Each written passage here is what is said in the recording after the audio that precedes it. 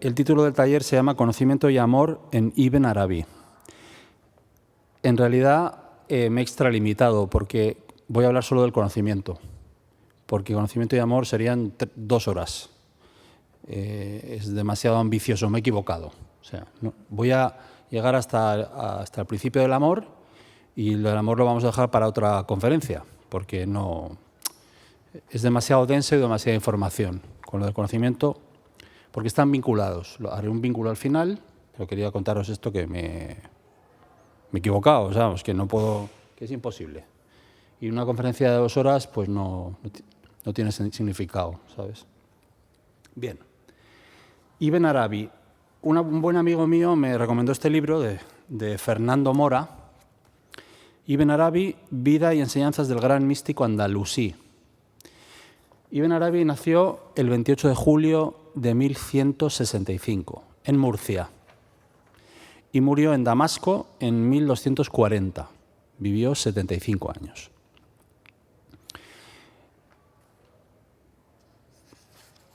En el año 1172, cuando él tenía 7 años, Murcia y Valencia acabarían sucumbiendo al ataque de los almohades.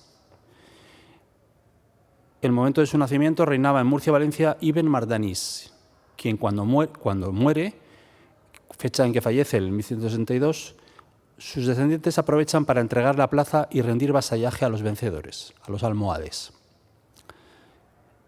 Los almohades culminaban de ese modo su conquista de Al-Ándalus y de buena parte del Magreb. Ese es el contexto histórico, muy rápido, el momento histórico donde nace, ¿no? Una vez que Murcia claudica a la ocupación almohade, la familia de Ibn Arabi sigue al victorioso sultán, un nombre muy largo, y se traslada a Sevilla, donde el padre pasa a formar parte de la administración del sultán. Él nace en una familia acomodada y es contratado por el sultán. Bien, este es Ibn al-Arabi.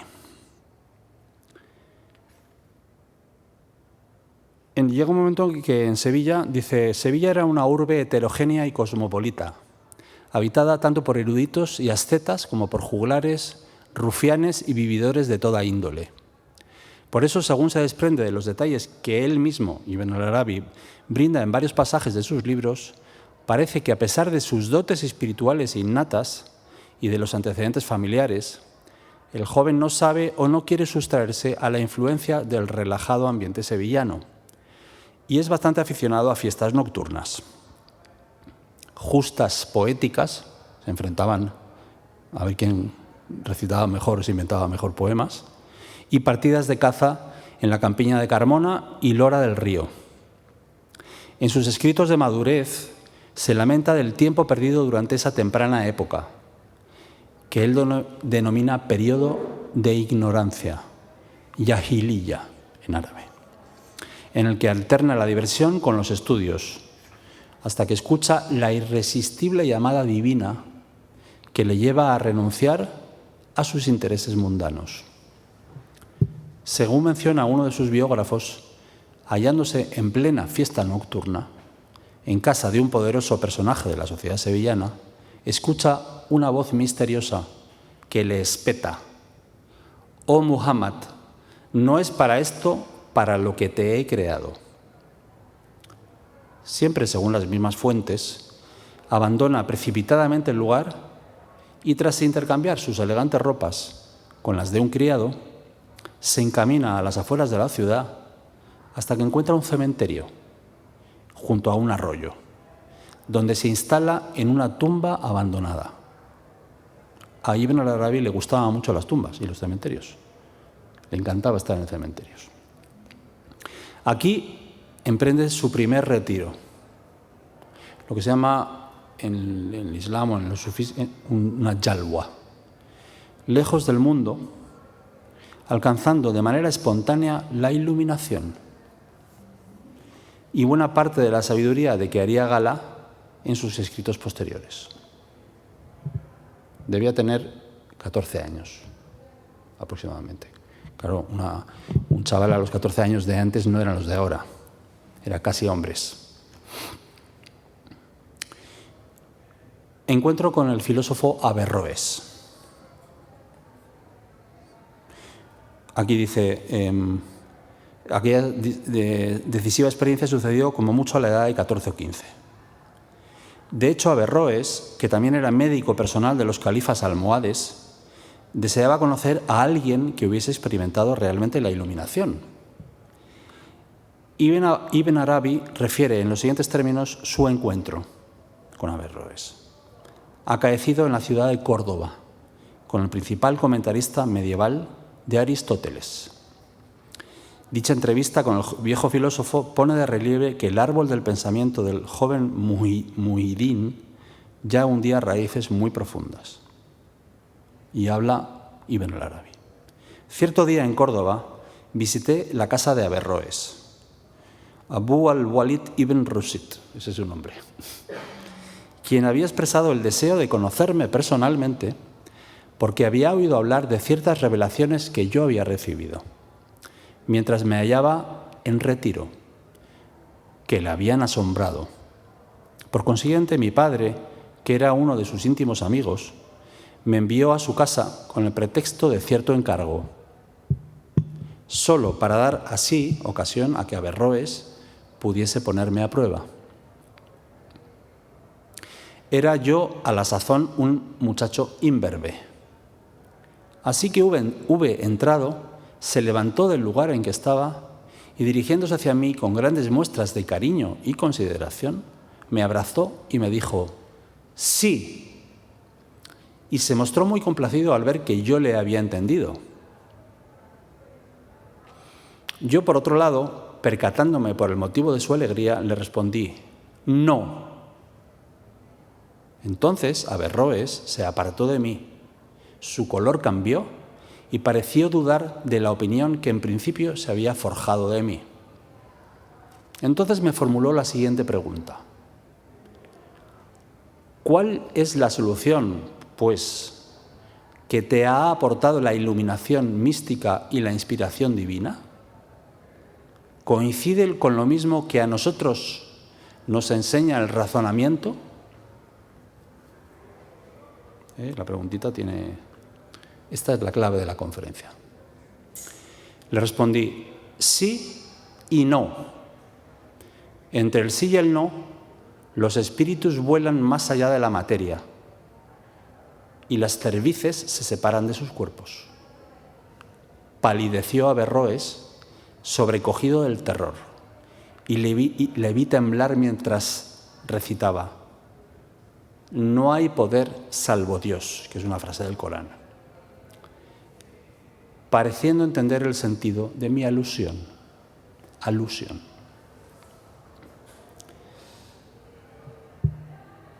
Aquí deja de hablar y dice Fernando Mora.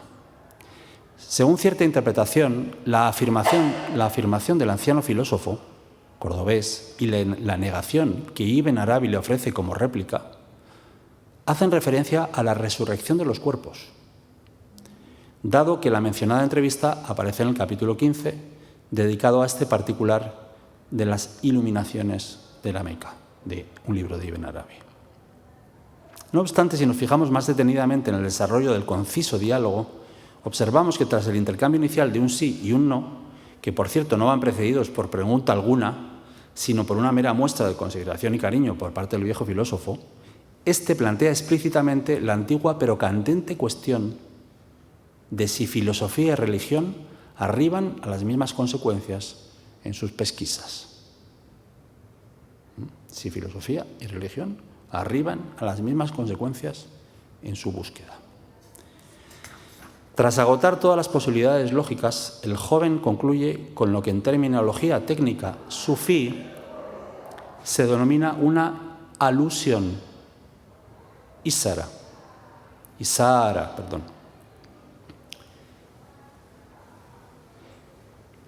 El lenguaje de las alusiones constituye una perspicaz llamada de atención que intenta despertar la comprensión del interlocutor para que capte aquello que no contiene la expresión literal. La palidez y estupor de Averroes evidenciaron que había captado plenamente el profundo sentido de tan escueto intercambio de palabras.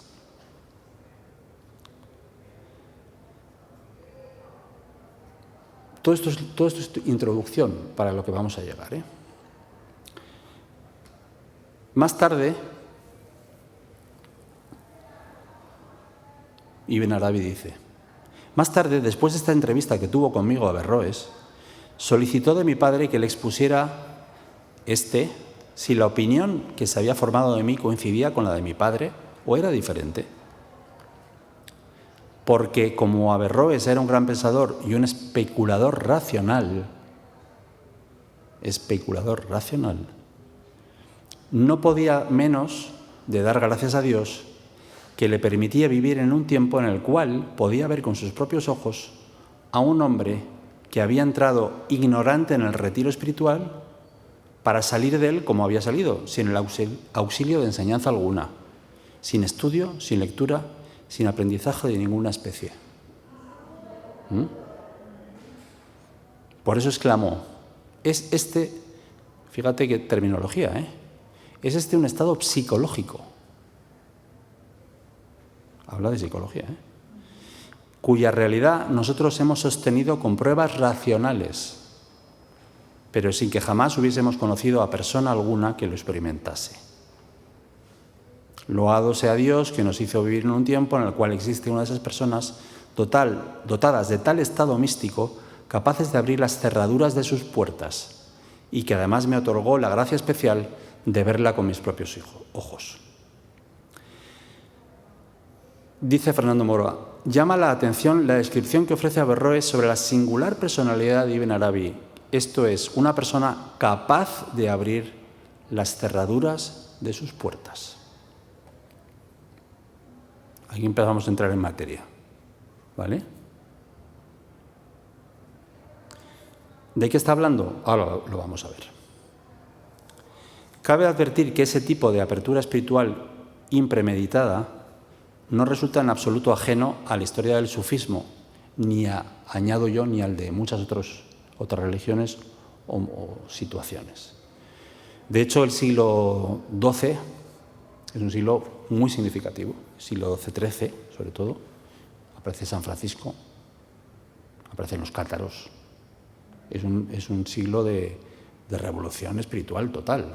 El cristianismo lleva 800.000 años, la Iglesia está corrupta, hablando claramente, o sea, 1000 años han pasado, 1200.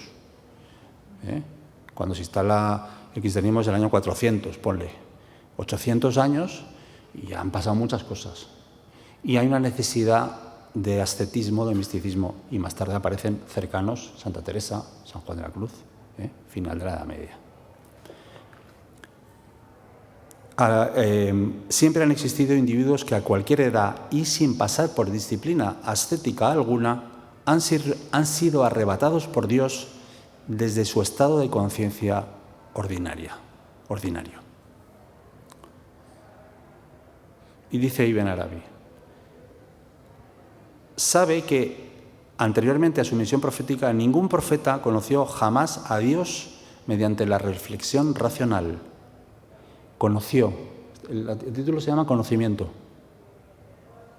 ¿De qué? Del ser, de Dios, ¿vale? No conocimiento de, hola, ¿qué tal? Encantado de conocerte. Que también es conocer a Dios a través de conocer al otro. Pero nunca mediante la reflexión racional, y no es apropiado que ningún profeta obre de ese modo. De igual manera, los amigos elegidos por Dios no tienen conocimiento alguno acerca de Dios que proceda de la consideración racional. Ningún amigo de Dios que posea un conocimiento de Dios a través de la consideración racional es un elegido, por más que sea amigo de Dios.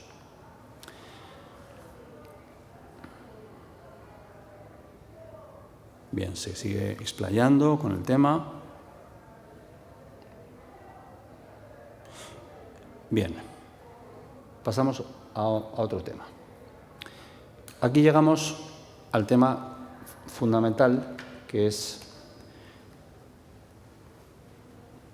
el siguiente. El capítulo se llama Unidad del conocimiento. Quien se conoce a sí mismo, conoce a su Señor. Fíjate que está hablando de conocimiento de sí mismo.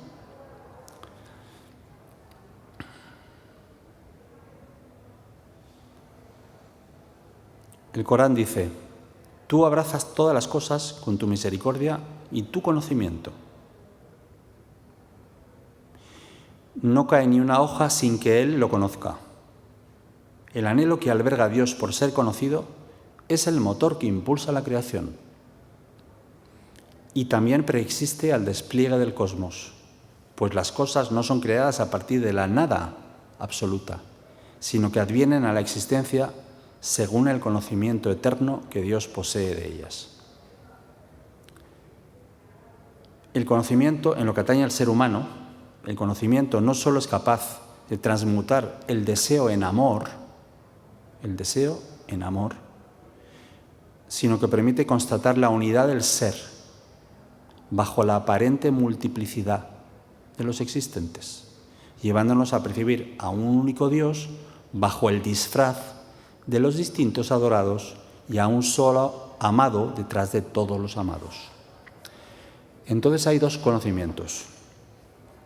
El conocimiento que se obtiene a través del cosmos, de la observación y de la inmersión, conocimiento de todo el cosmos, y el conocimiento que se obtiene en el retiro. El conocimiento de uno mismo, no observando lo externo, sino lo interno. El término conocimiento en árabe, ilm, y el otro, marifa, se refieren a estos dos conceptos, a estas dos vías distintas. Aunque la mayoría de sufíes se decantan por el término marifa para designar la más elevada comprensión,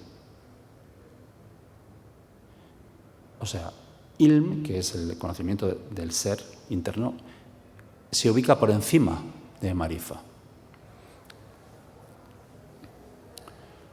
El primero alcanza el conocimiento de Dios a través de Dios y es testigo de su divinidad y de su esencia. El segundo accede al tipo de comprensión mencionado en el célebre dicho profético: quien se conoce a sí mismo conoce a su Señor. Bien.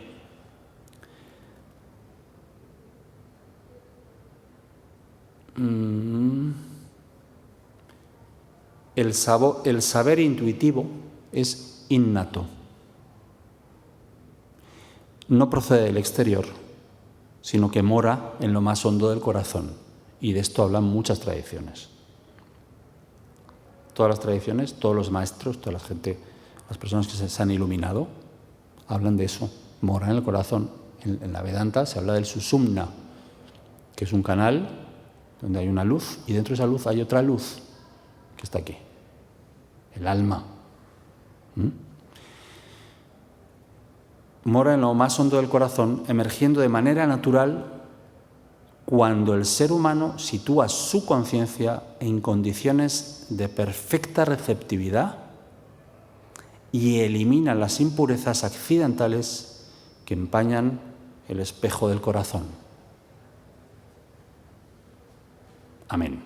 Es decir, aquí nos vamos a parar. Condiciones de perfecta receptividad. ¿Qué es eso?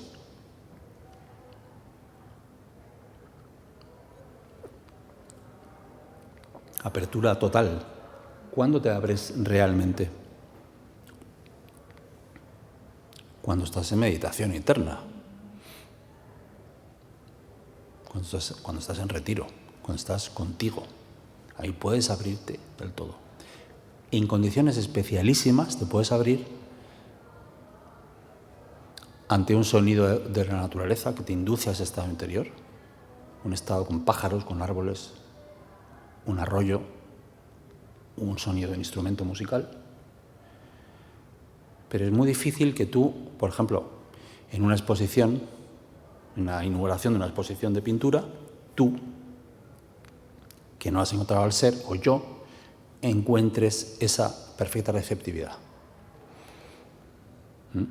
Porque hay demasiado ruido mental que se proyecta. Está bien, hay que de fiesta, es alegría, estupendo, genial.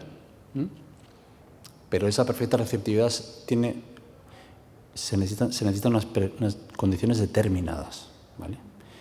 Pero no solo eso, perfecta receptividad y elimina las impurezas accidentales que empañan el espejo del corazón. Claro, el corazón. ¿Qué es el corazón? Y aquí es donde entro yo. Para mí el corazón son distintas cosas, pero una de ellas es la capacidad de amar, y además que se desarrolla, amarte, pero no amarte delante del espejo y qué guapo estoy o qué guapa estoy y todo eso, sino amar tu totalidad.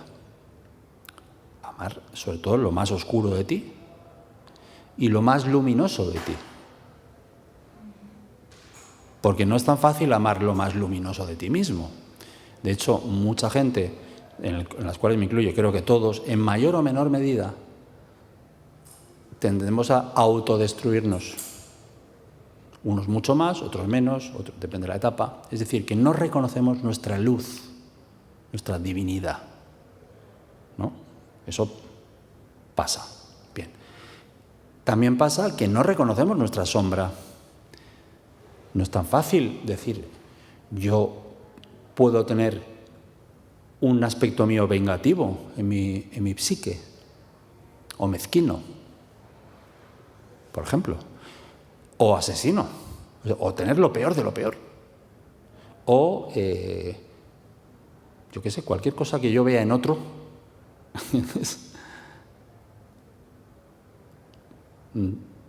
también está en mí. Mi madre tiene Alzheimer, no filtra. Hoy hablaba con mi hermana Esperanza a la hora de comer y decía, el otro día me decía, callaros todos, decía mi madre a los que estaban ahí. ¿Cuántas veces te gustaría? Y yo le decía, ¿cuántas veces nos gustaría decir, callaros todos? Me estáis molestando, ¿sabes? Pero no lo dices. Porque hay un filtro de educación o de consideración hacia el otro o lo que sea. Filtros sociales que nos permiten convivir más o menos en paz. Pero te gustaría decirlo. Y mi madre, como no tiene filtros, lo dice. Pero es que lo ha dicho toda su vida. Claro, pero no lo ha dicho, lo ha hecho de otras maneras. ¿Comprendes? ¿De qué manera estoy yo controlando el espacio y a la gente sin decir callaros todos en una reunión? Yo, o tú, o tú. Cada uno tiene sus estrategias de control, por ejemplo. Bueno, pues esas cosas nos pasan. Si estamos sanos, que ya veremos si estamos sanos o no, o a lo mejor mi madre está más sana, porque esos filtros sí nos permiten convivir, pero vale, muy bien. Pero luego finalmente los conflictos surgen o no surgen en la intimidad. Parejas, relaciones, amistades, hermanos. Surgen los conflictos cuando hay una relación estrecha, al final acaba saliendo el problema. Si todo es polite y British, perdón, los británicos, todo es diplomático, no hay ningún conflicto, pero métete en un ascensor 32 horas con alguien, ¿entiendes? O a convivir con esa persona en la misma casa. ¿Qué pasa al cabo de unos años? ¿Todo el mundo vive feliz y sin separarse? No, ¿verdad? ¿Sin problemas? No. Todo es un juego de proyecciones donde aparecen las sombras y las luces. Es así, ¿no? No estoy diciendo ninguna tontería, creo, ¿no? Hay como un poquito de acople en agudos, lo noto.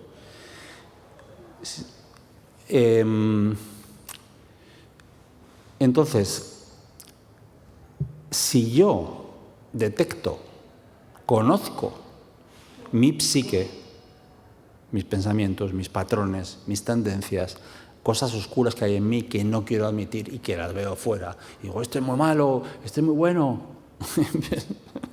A ver, son mis proyecciones, que esto es psicología ABC, se llama proyección. Bueno, si eso yo empiezo a darme cuenta y a conocer cómo funciona la mente mía y tu mente, somos todos iguales, empiezo a conocer mi yo, mi configuración psíquica, mi ego, mis tendencias, mis patrones heredados de papá, mamá, lo que yo hago y no me doy cuenta que estoy haciendo. y que lo hacía mi padre igual, y yo estoy imitando a mi padre, y no soy yo, porque no llevo mi guión de vida, sino hago el guión de vida de mi padre. Así de veces, ciene y ciene de veces, ¿sí o no? O el guión de vida de mi madre. Hasta que encuentro mi propio guión y hago mi vida realmente lo que realmente me hace feliz, o no, pero lo que quiero hacer, lo que elijo hacer. Puede pasar toda una vida y puedo lograrlo o no. Ibn al-Arabi elige su camino con certeza después de decir, a los 14 años, dice, se acabó, no quiero más fiestas. No quiero este mundo heredado, que es el mundo de mi padre, estupendo, pero no, yo me voy por otro lado. A veces tienes que tomar decisiones radicales, que a lo mejor no son bien vistas en tu entorno ni comprendidas, ¿sí o no? Bien. ¿Las puedes tomar o no las puedes tomar? ¿Las tomas o no las tomas? ¿A tal edad, a cuál edad? Lo que sea. Cada uno hace lo que puede y sabe. En un momento determinado tienes que empezar a emprender el camino del conocimiento de ti mismo. Y primero empiezas a conocer el cosmos interior. Al igual, la analogía que he establecido entre el conocimiento de Dios a través del cosmos, de las relaciones con Dios, o en el viaje interior, del retiro. Siempre yo propongo, yo no propongo nada, yo lo que hago es, yo lo combino.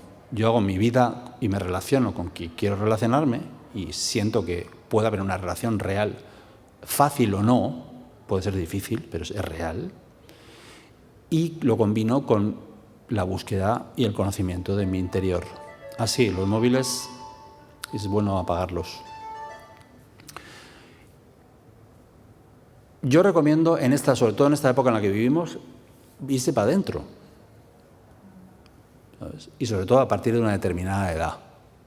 Porque a lo mejor a los 20, 30, 40 necesitas vivir el afuera. Necesitas vivir el trabajo, la familia, las relaciones, el demostrarte a ti mismo tal, tus proyectos, perfecto. 50, 60, 70, hay que hacer las tareas. 80, ni te cuento. ¿Me entiendes? En esta sociedad, creo que en Occidente, ¿80 tienes? Sí. Muy bien, pues eso, genial. Pues a partir de los 60, en la India, a partir de los 50, en la India hay una tradición en la que, perdona, podéis seguir conversando, pero en la India hay una tradición en la que marido y mujer, si están juntos, se retiran del mundo porque a esa edad supuestamente los hijos ya han crecido, ya son independientes y yo ya he cumplido con mi misión, ¿sabes?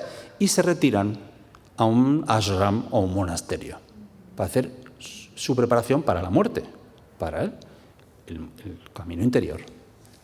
Eso, yo creo que con todo esto que ha pasado de la pandemia, yo siempre le digo a mis amigos, si yo con 85 le tengo miedo a morir, me das una colleja. ¿Entiendes?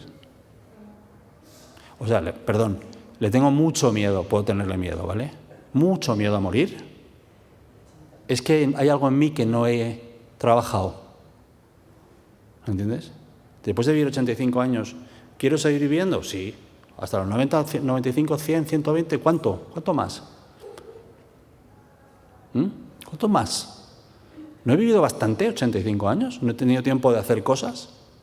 ¿Y de hacer un camino además interior? Hay lo que yo le llamo una asignatura pendiente en Occidente. Está. Salvo, siempre excepciones, obviamente. Y gente que sí hace el trabajo. Pero ¿por qué tanto miedo a morir? ¿Qué muere? ¿El cuerpo? Y el ego. Claro. Entonces, si tú conoces el cuerpo, si tú conoces el ego, conoces la psique, conoces tus partes luminosas, tus partes profundas, oscuras también, profundas, luminosas, y las vas amando en el sentido de conocerlas y darles un significado, Ahí pues, se produce una cosa que se llama integración. ¿Sí? Se integra en una unidad toda esa mare magnum de aspectos de ti.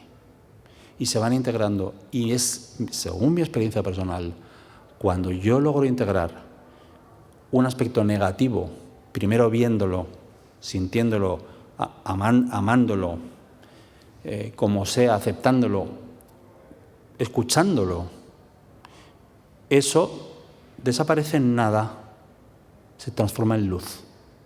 Esa es mi experiencia personal.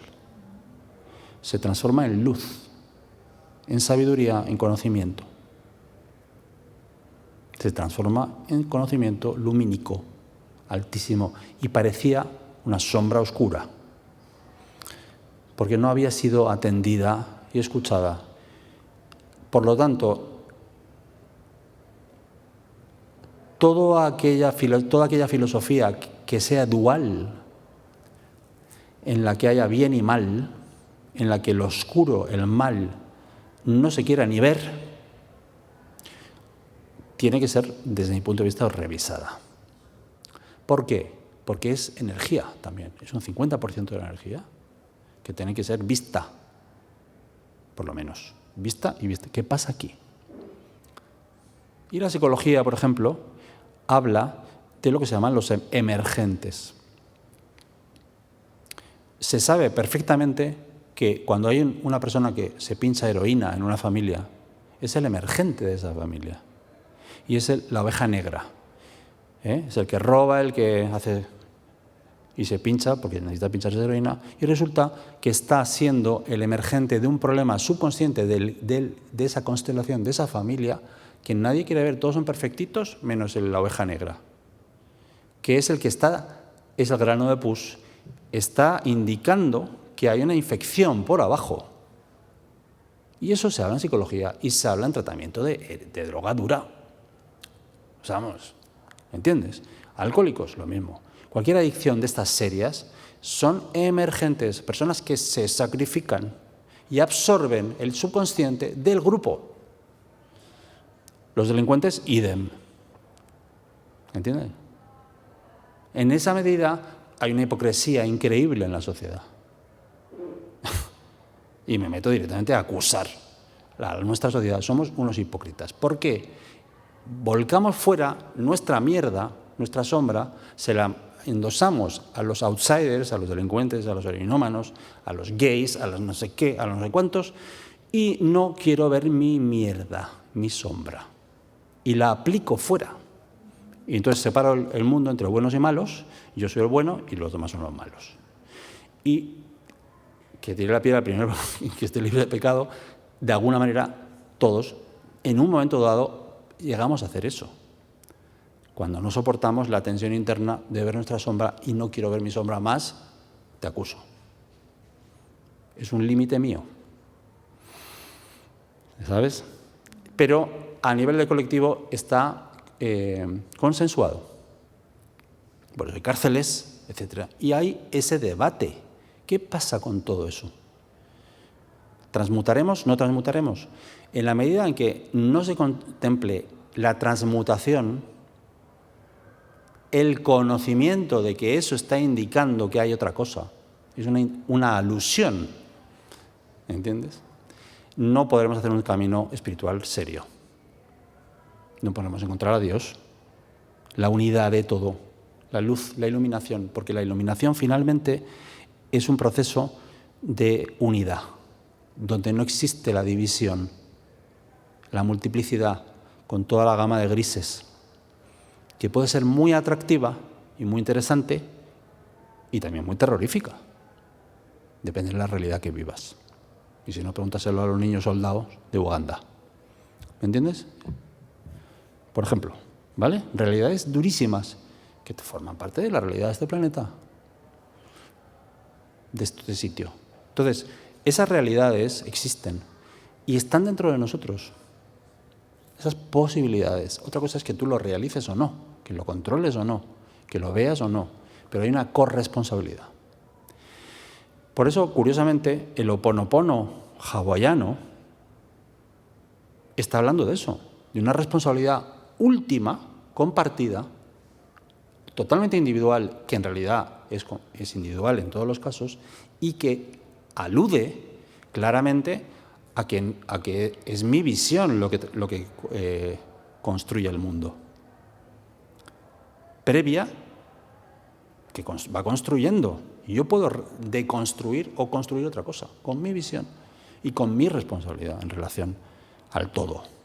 Y yo soy el creador, no solamente de mi realidad, sino de todas las realidades con las que yo me relaciono o creo. Es decir, es un nivel de responsabilidad altísimo, último, de amor absoluto, donde no hay proyecciones y donde hay asunción de tu luz y de tu poder creativo. Entonces, el conocimiento al que se refiere Ibn Arabi, y yo he elegido a Ibn Arabi porque solamente en algunos... lo he elegido porque me gusta, para empezar. Porque me llega, porque veo que es verdad para mí, y porque veo que el Islam y el sufismo, sobre todo el Islam, no está bien visto. Y no se conoce el Islam. ¿Sabes? No se conoce el Islam. Se conoce un tipo de Islam que nos quieren enseñar desde hace el de los terroristas, el de no sé qué, ¿sabes? Ese Islam, pero hay otros islames, ¿sabes? Entonces,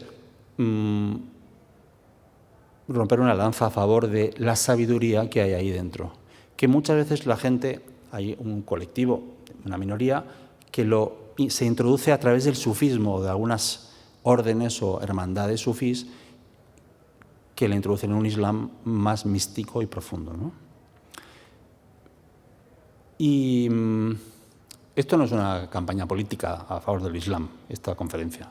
Es simplemente que este señor iluminado dice unas verdades como templos y yo lo quería decir, porque es un gran desconocido en general y tiene un nivelazo. Y en España tenemos una herencia impresionante. Impresionante. Las tres Españas, ¿no? Las tres culturas famosas, ¿no? Y una de ellas es esta. Y curiosamente están volviendo desde hace décadas aquí. ¿O no? Están volviendo. Y se convierten en sus guetos, se les pone en sus guetos. O sea, hay toda una visión que no es fácil de aceptar. Eso, esos velos negros. ¿Sí? No es fácil. ¿Está bien, está mal? No lo sé. Yo no hablo de eso. Yo hablo de que está volviendo una información que de alguna manera aquí hay que empezar a responsabilizarse de que eso que se fue está volviendo con otra forma 600 años más tarde, 700 años más tarde, y que hay una sabiduría ahí que contemplar. No tenemos que hablar de la Alhambra o de las aguas, cómo manejaban el agua, las canalizaciones. No se ha vuelto a hacer algo igual. Entonces ahí, una cosa es el Islam y otra cosa son los árabes y las culturas que invadieron el Islam en los países muy cultos como Persia, por ejemplo, o muy avanzados. Es distinto, ¿vale? Pero cogieron cosas de ahí. Pero no me quiero centrar en eso, me quiero centrar en el conocimiento. Entonces, una vez que uno ha emprendido el camino interior, se da cuenta de que hay un velo muy curioso, un velo.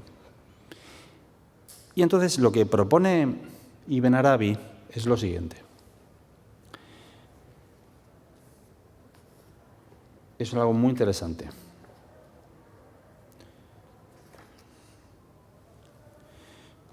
Según él dice, todo es Dios. Hay una multiplicidad, se expresa de millones de formas. Y el velo que te ha puesto a ti para no ver a Dios es Dios mismo también.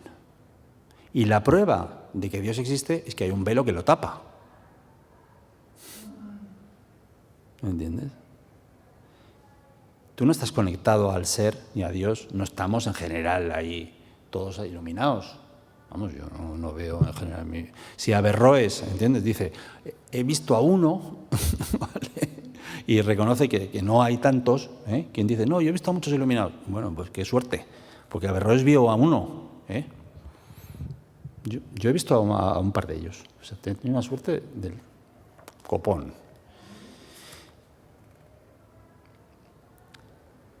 Dice, no deja de llamar la atención que siendo supuestamente el yo, el ego, el principal velo, el que nos impide conocernos y el que nos impide amar. ¿Sí o no?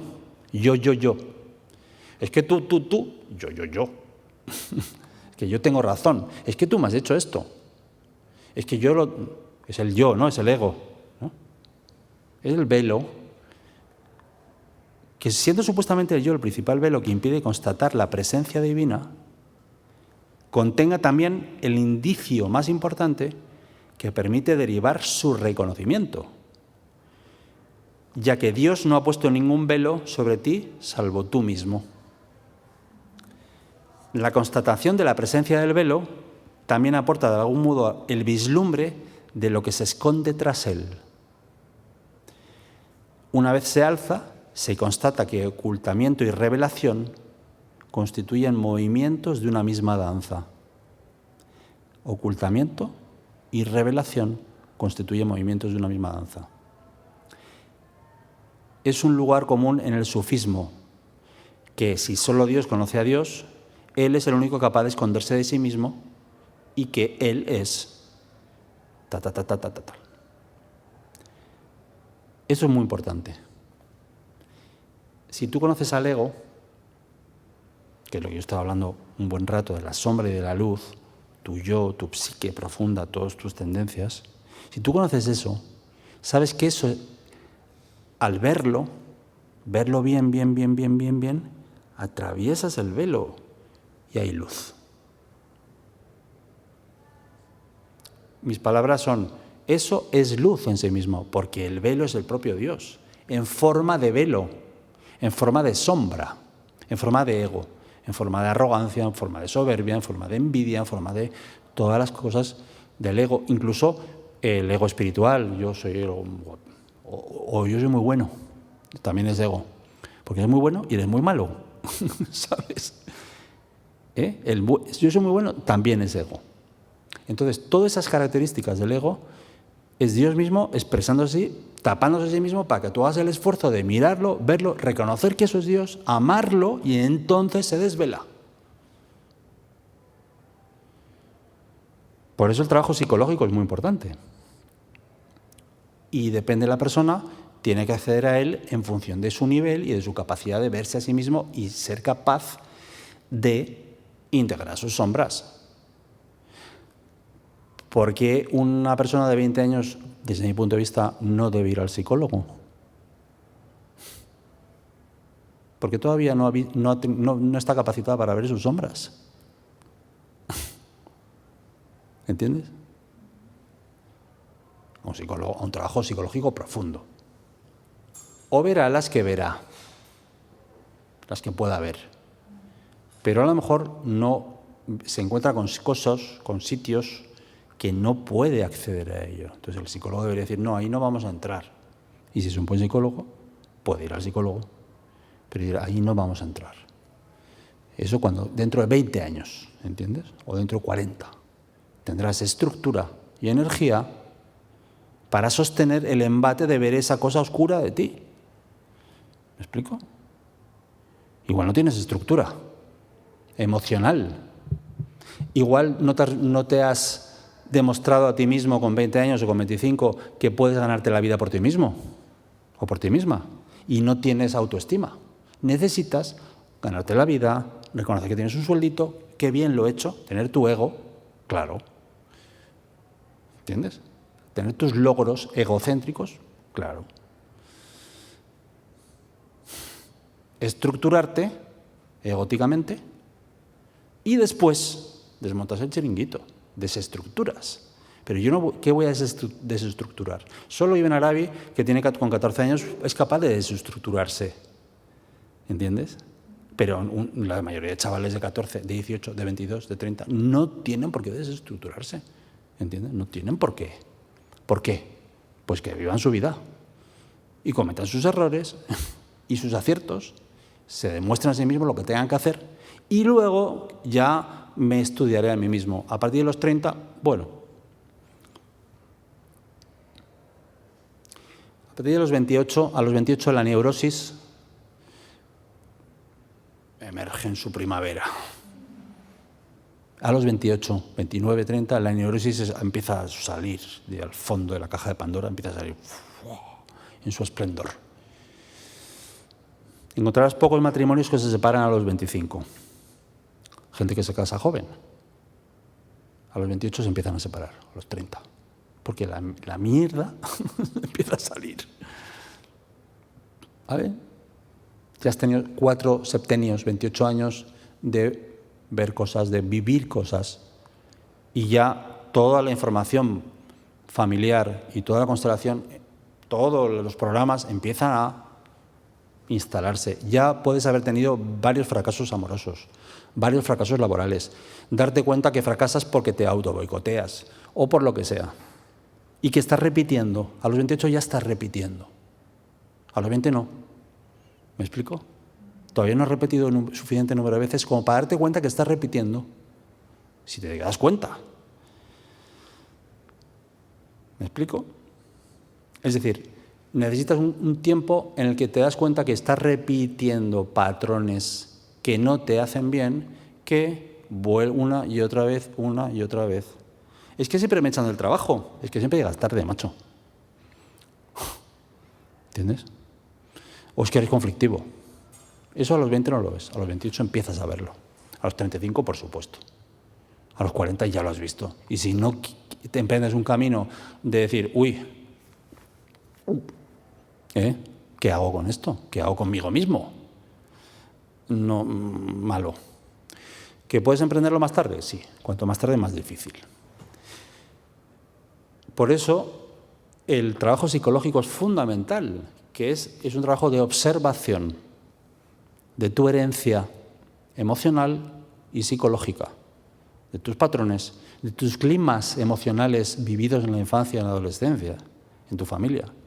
Tus climas emocionales, lo que tú viviste, lo que tú sentías cuando estabas ahí, tenías 7, 8 años, 9, 12, sentías cosas, había un clima en tu casa.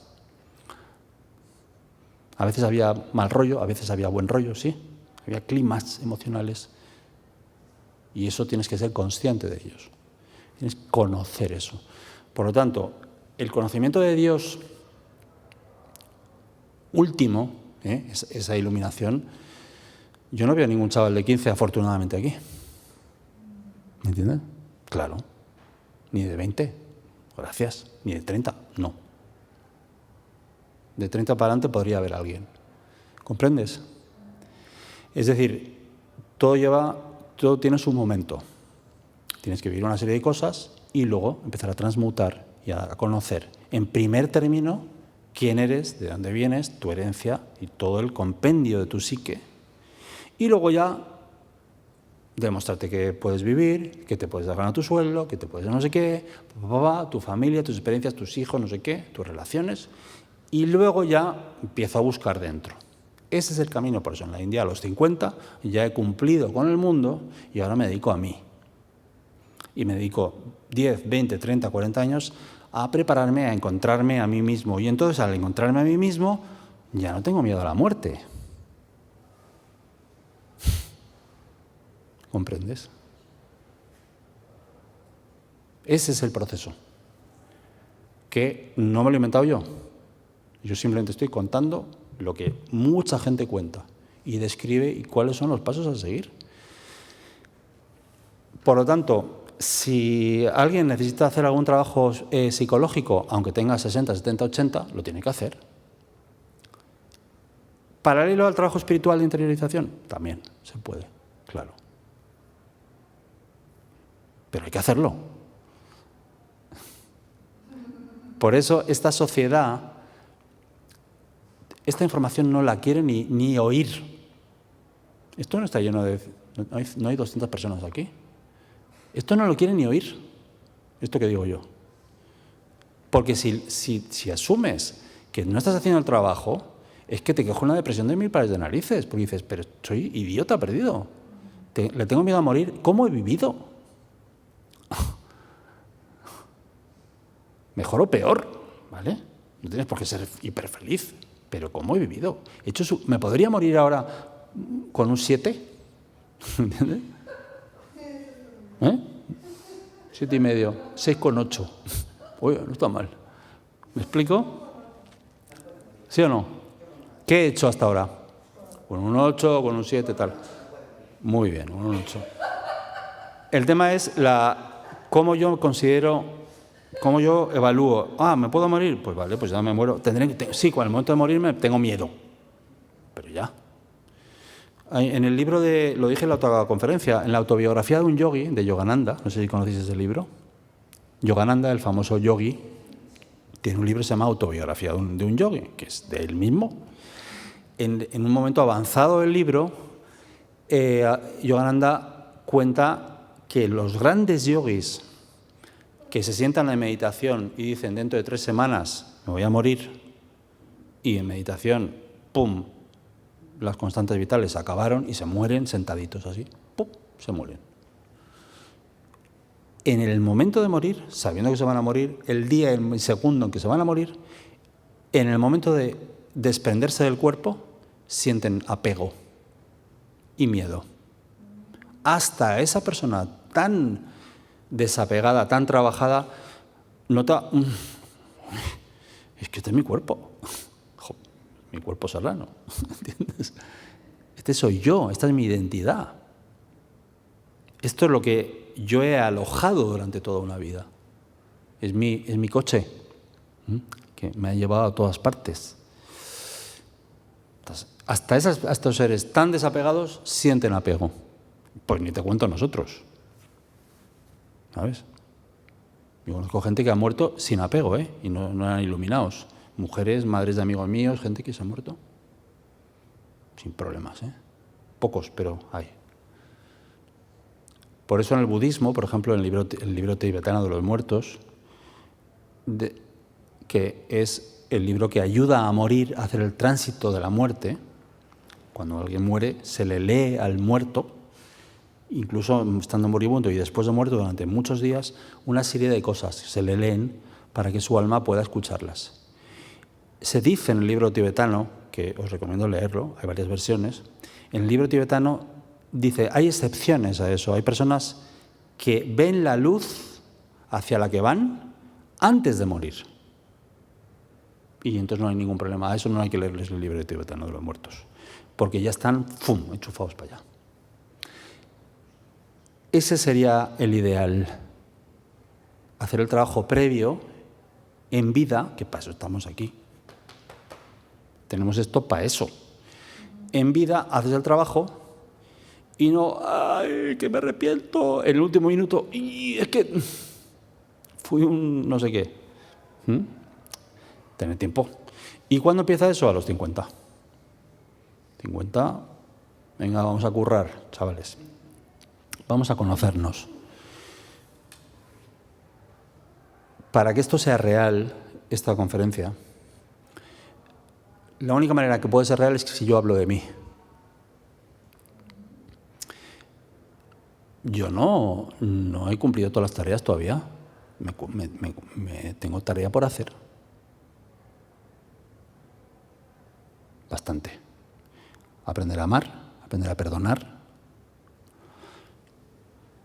A amarme, a perdonar. Aprender a tener una visión mucho más unitaria, mucho más amplia.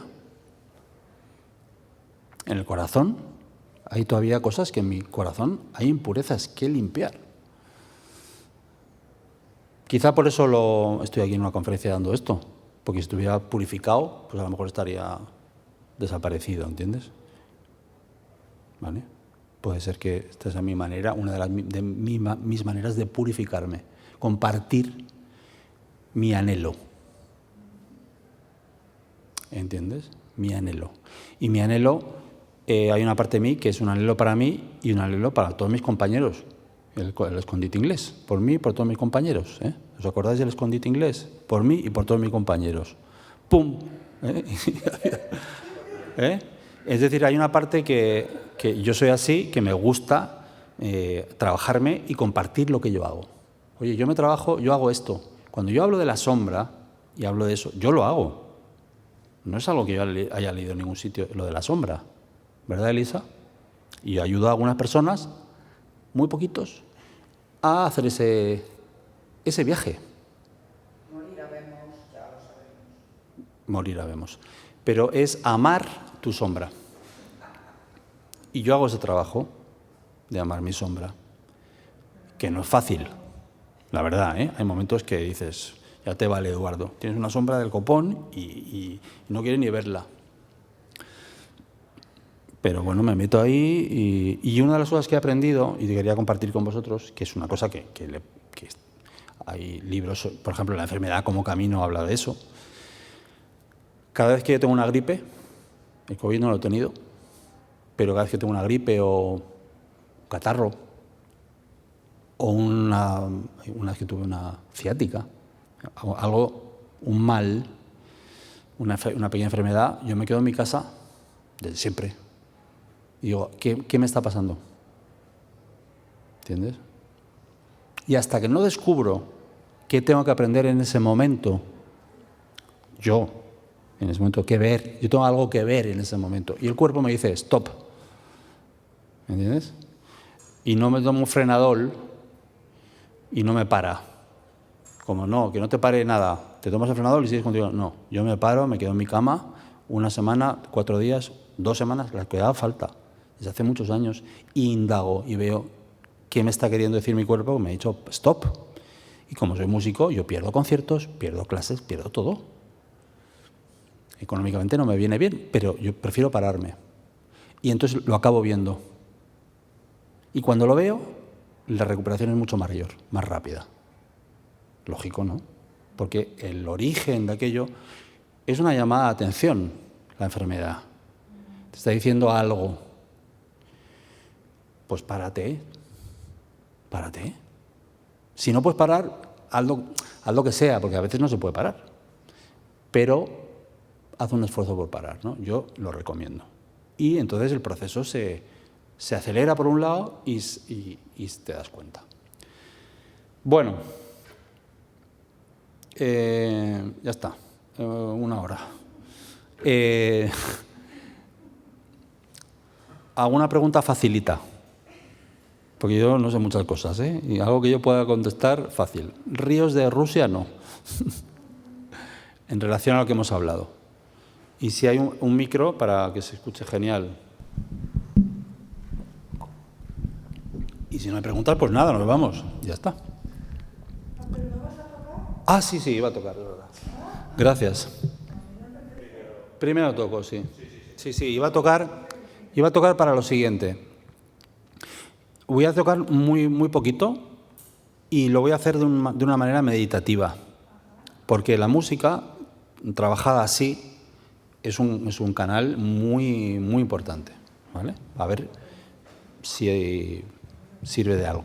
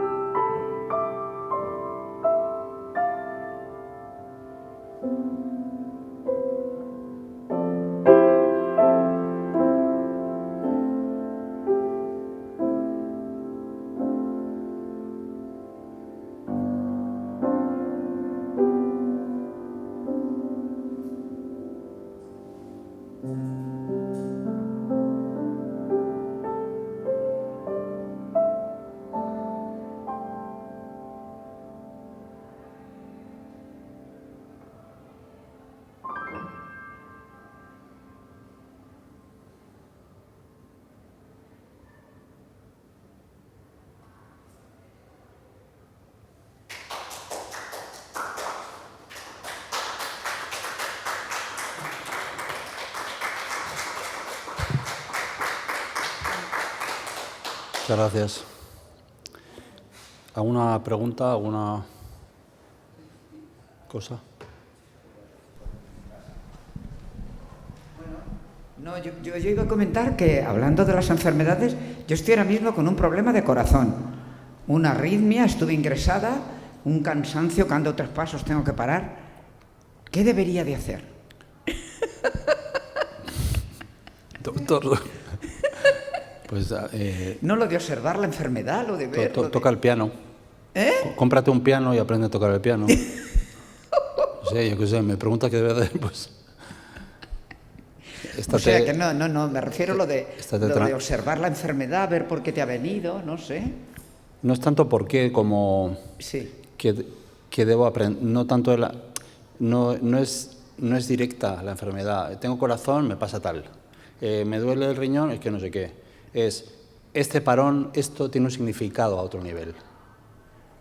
Surge de esta manera, con una arritmia, con no sé qué, pero no significa que tenga nada que ver con el corazón, ni tenga que ver, puede ser o no, no lo sé, no tengo ni idea. Lo que yo he querido decir antes es que cuando algo me pasa, cuando el cuerpo me habla, de la manera que sea, yo digo, ¿qué me está queriendo decir a otro nivel? ¿Qué tengo que hacer en mi vida que a lo mejor no he hecho o que estoy excediéndome en algo? Excediéndome en, yo qué sé, en que estoy muy resentido, o que estoy con la mente muy hacia afuera, o que estoy que no me cuido, que no duermo bien, o sea, que no medito, ¿qué me pasa? ¿Qué me está pasando en mi vida? ¿Qué me falta? ¿Qué tengo que aprender? ¿Qué me está enseñando esta cosa que a lo mejor no tiene nada que ver con nada? O sea, que es una señal, ¿vale? Vale. Eso no es tanto, no es una relación directa causa-efecto, es que es una baliza, te está diciendo algo. El cuerpo sale de alguna manera y te dice, oye, que como no me haces caso, aquí yo salgo por aquí. Pero esto no tiene nada que ver con esto. Salgo por aquí para que lo mires y estés tan mal, que al final estoy tan mal y ¡pum! Me encuentro con lo que tengo que mirar. No sé si me estoy explicando. Es algo así. No es causa-efecto, es una indicación. Vale, gracias. Que solamente tú lo puedes saber. Ni un médico, ni yo, ni nadie. Entonces tú me dices eso, pues yo te digo, a mí lo que me viene intuitivamente es relájate. Vale. O sea, lo lógico sería pensar, tengo arritmia, estoy fuera de ritmo. Pero eso es lo lógico. Ese es el razonamiento. Una arritmia, que me van a hacer una prueba para ver. Sí. Pero eso es lo lógico, el razonamiento lógico. Pero eso no significa que sea eso. Vale. A lo mejor tienes a lo mejor tienes un problema rítmico. A lo mejor tienes que bailar. Yo qué sé, no bailes y te mueras, por favor, pues no es mi culpa. ¿Entiendes? Hay un problema de ritmos en tu vida. Yo qué sé. Yo no te puedo decir lo que es. Te puedo decir que indagues tú.